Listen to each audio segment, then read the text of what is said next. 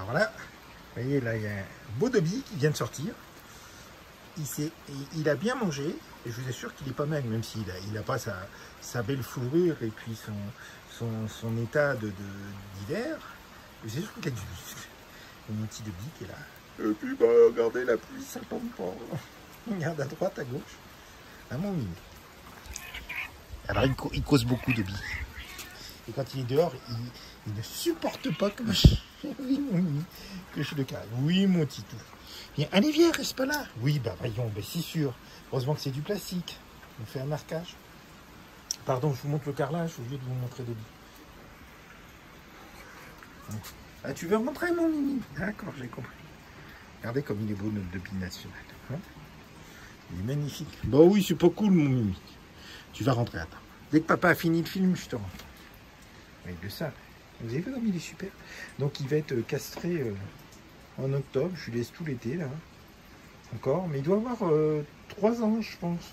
Donc il va y avoir des petits Dobby un peu partout. Donc c'est bien. Parce que là, à chaque fois qu'il rentre, il fait du marquage.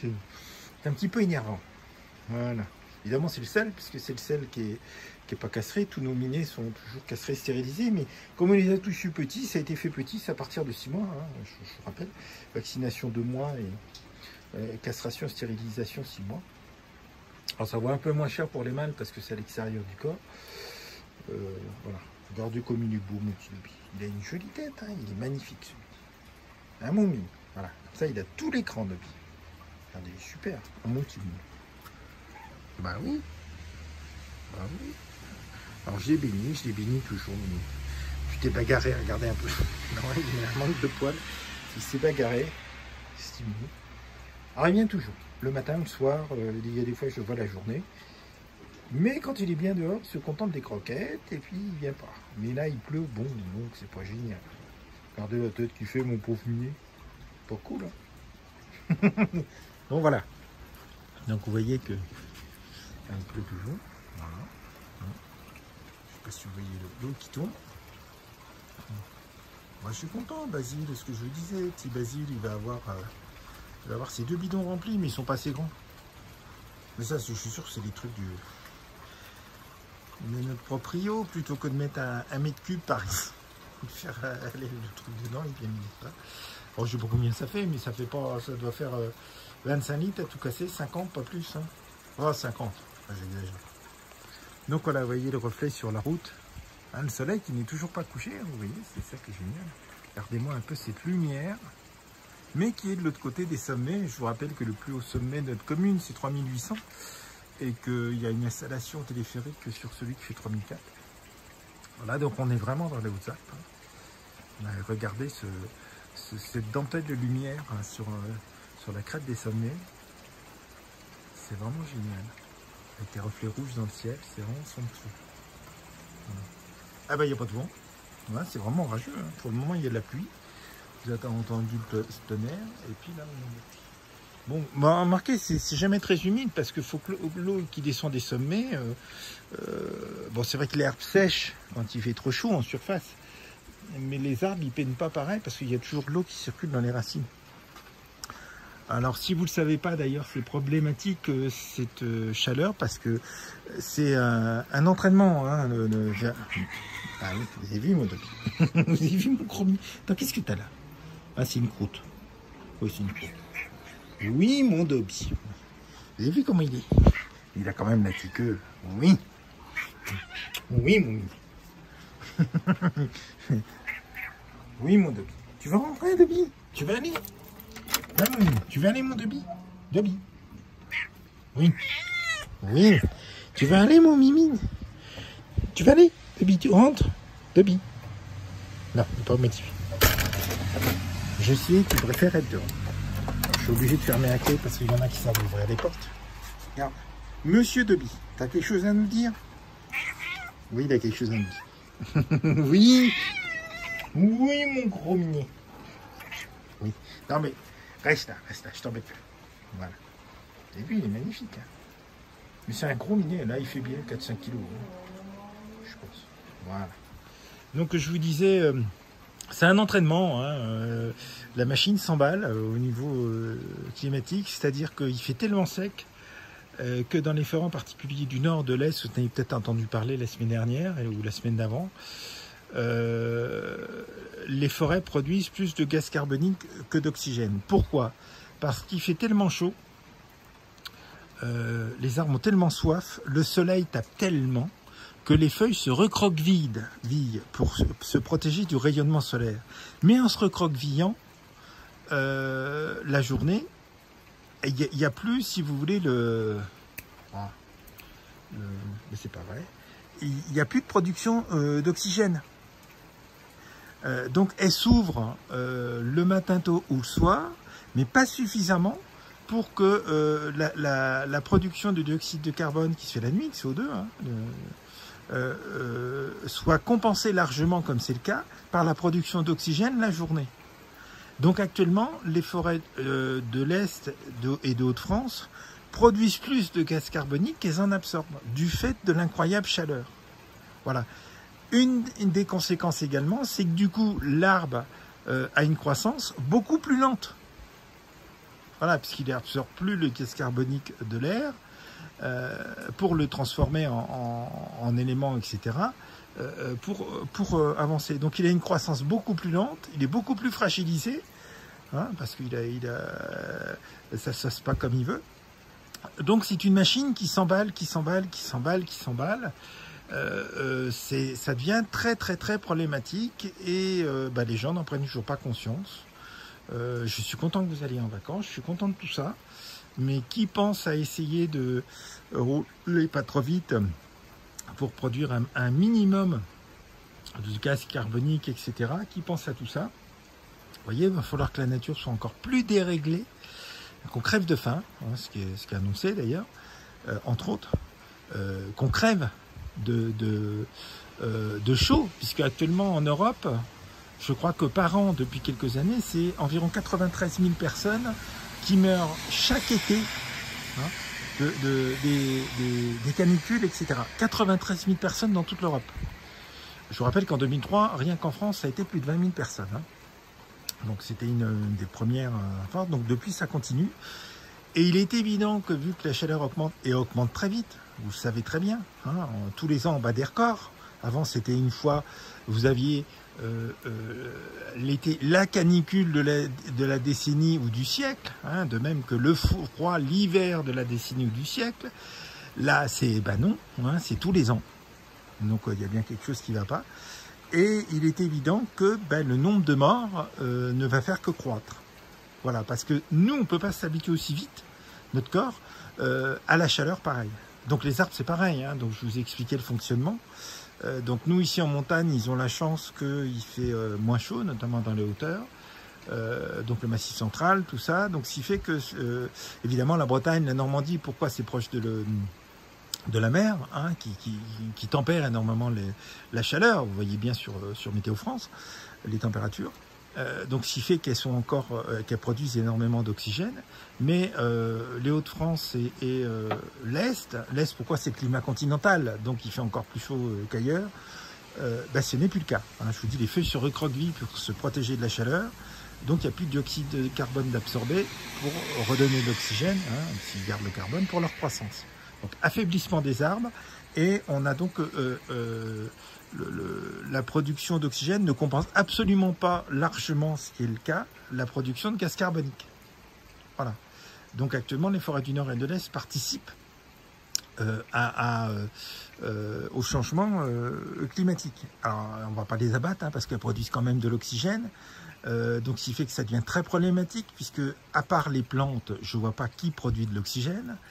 Donc si les plantes ne produisent plus d'oxygène, les plantes de la mer non plus, par les milliers de kilomètres de côtes qui produisent déjà du sulfure, d'hydrogène, qui à part des bactéries détruit tout, voilà, le taux d'oxygène dans l'air va diminuer. J'ai pas besoin de vous dire ce que ça va représenter comme conséquence. Parce que c'est pas tout ça, on dit changement, mais c'est température, mais il n'y a pas que ça. C'est que la production d'hydrogène est en train d'oxygène est en train de diminuer. Donc je ne vous dis pas ce que ça va faire. Hein, sans oxygène, il n'y a pas de vie sur Terre. Il n'y aura plus que de la vie que dans les profondeurs de la mer, en admettant que les mers qui contiennent du sulfure d'hydrogène, ça ne descende pas jusqu'à ces profondeurs-là. Ben oui, c'est clair, hein, s'il n'y a plus d'oxygène, il n'y a plus de vie, hein, à la surface. Donc voilà. Donc il faut vraiment comprendre que c'est plus qu'inquiétant. Donc il faut prier, il faut changer sa façon de vivre. Hein. Il faut en parler autour de vous, il y a des choses simples à faire, il y a plein de gens qui innovent. Regardez au niveau pollution, il y a un Français qui a inventé là, une bicyclette électrique qui fonctionne sans batterie, mais avec des condensateurs. Donc ça se charge beaucoup plus rapidement, c'est beaucoup plus efficace, et en plus ça dure beaucoup plus longtemps qu'une batterie. Puisque je vous rappelle que on ne sait toujours pas recycler la plus grande partie des batteries. Hein, donc c'est bien de tout faire à l'électricité, mais si on pollue tout avec les batteries, je ne vois pas l'intérêt. Donc effectivement, de plus en plus, les gens parlent de dihydrogène. L'hydrogène. Oui, mon mimi. Oui, mon mimi. Bon, oui, mon mimi. Oui. Bon, il discute, papa. Ah, t'as encore une graine là qui est dans tes poils. Oui, mon mimi. Bah oui, mon titi. Et il participe au discours. Il est d'accord. Ben oui, c'est un mine en pleine santé. Hein. Donc, vous comprenez bien que c'est très avantageux. Alors, pour le moment, c'est autour de 2400-2500 €. C'est bien dommage. Il est évident que si vous vous mettez à plusieurs pour en acheter, hein, on peut faire ça aussi pour les voitures, vous vous mettez à 10, 20, 30 pour en acheter, il va vous faire un prix. Voilà, donc le but c'est ça, c'est-à-dire qu'actuellement c'est pas les bicyclettes à batterie classique qu'il faut acheter, qui durent beaucoup moins longtemps, les batteries durent beaucoup moins longtemps, mais c'est ces vélos à condensateur. Je vous rappelle que les condensateurs emmagasinent l'électricité, mais très rapidement. Hein, voilà. Donc, alors il y a des nouvelles batteries qui sont en train d'être créées dans les usines géantes qui font dans le Nord. Il y a aussi prévu là pour dans quelques années la fin de la construction d'une entreprise qui va recycler les batteries. On est en train de créer des nouvelles batteries qui sont beaucoup moins polluantes, donc c'est très bien. Il y a déjà une entreprise norvégienne qui s'est assemblée avec une grande entreprise de fabrication de batteries de Finlande, je crois. L'entreprise norvégienne recycle. Hein, elle recycle quasiment tous les matériaux de la batterie, donc c'est excellent. C'est-à-dire que tout ce qui est nickel, aluminium et tout ce qui s'ensuit, cuivre et autres, ou terres rares qui sont utilisées dans les batteries, ben là, elles sont totalement récupérées. Donc ça vaut vraiment le coup. Alors on dit terres rares. Il y a des terres rares absolument partout. Hein, notamment en France, on dit qu'il y en a beaucoup. Les terres rares, c'est pas les terres qui sont rares. C'est en fait, ils contiennent des métaux qui sont rares. Voilà. C'est les métaux rares qui sont contenus dans les terres. Mais dans le principe même, ce qu'on appelle les terres rares, il y en a partout. Simplement, évidemment, c'est le système aussi de la pollution, de l'hypocrisie occidentale. On a toujours besoin des produits qui polluent, mais on va les faire produire ailleurs. Hein, puis on les achètera, donc ça polluera ailleurs. Ce qui ne sert à rien, hein, puisqu'on vit sur la même terre. Donc actuellement, c'est vrai qu'en Chine, il y a une grosse production. En France, il commence à y en avoir, notamment le lithium, là, dans les Alpes, ils ont trouvé une quantité faramineuse de lithium. Le dihydrogène blanc, alors c'est l'hydrogène qui est contenu dans la roche. Apparemment, ils ont trouvé une réserve immense également en France, dans l'Est, je crois. Donc, ce qui sera intéressant, ça exige pas de pollution. Le principe de l'hydrogène, c'est qu'effectivement, alors c'est le matériau constitutif de tout ce qu'il y a dans l'univers, hein, matériau de base. Regardez le Soleil, c'est je ne sais plus combien de milliards de tonnes d'hydrogène qui sont transformées en hélium chaque seconde. Hein. D'où on a calculé, il a encore pour un peu plus de 5 milliards d'années à brûler. Il a environ un peu moins de la moitié de sa vie, 4 milliards 600 millions. Les étoiles moyennes vivent très longtemps. Hein. Les étoiles très grosses, c'est quelques centaines de millions d'années. Les étoiles moyennes comme le Soleil, c'est 10 milliards, entre 10 et 11 milliards. Et puis vous avez les naines rouges, etc., qui, elles, peuvent vivre, pas indéfiniment, mais beaucoup plus longtemps encore. Hein. Voilà, c'est-à-dire que moins elles sont grosses, plus elles vivent longtemps. Donc je disais, donc le dihydrogène, il y en a. Dans la Terre et tout, parce que la Terre s'est formée avec des choses de l'espace, donc il y avait beaucoup d'hydrogène.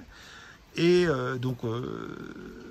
dans un certain endroit, plus on descend jusqu'à une certaine profondeur, plus le dihydrogène devient concentré. Donc c'est ce qui s'est fait en cherchant, je ne sais plus métal je crois que c'est dans l'Est. En fait, ils ont trouvé ce qu'on appelle de l'hydrogène blanc, hein, c'est de l'hydrogène classique, mais qui est dans la Terre.